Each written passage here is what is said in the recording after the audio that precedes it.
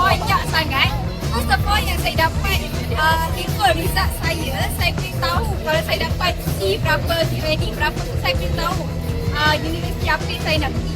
Saya sebagai pegawai negara Malaysia ni, ada yang universiti diorang tak accept pegawai negara. So saya tahu universiti mana yang accept dan universiti mana yang tak accept. Itu je. Terima kasih.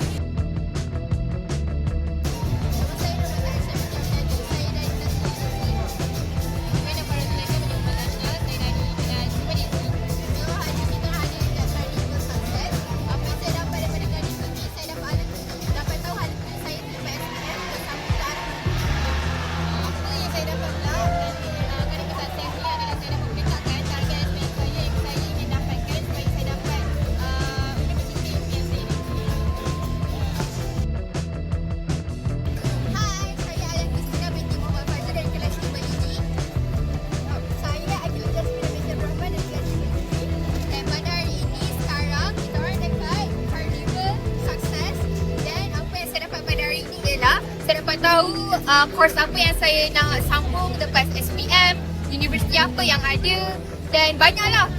Jadi saya dah tahu dah saya nak sambung belajar apa lepas SPM. Apa yang saya dapat dekat Kaliber SPM ni, Kaliber SPM Kaliber Kedai ni ialah saya tahu ada tujuan saya tahu yang apa yang saya minat tu perlu berapa A, apa yang kena grading.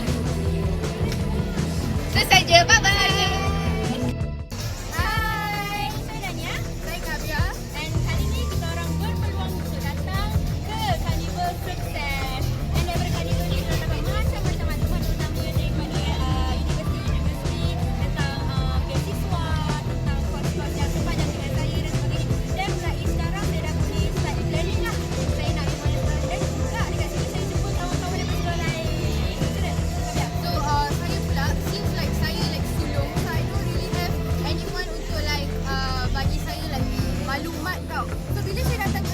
Saya tengok IPTS, saya macam sekarang dah ada idea nak masuk apa.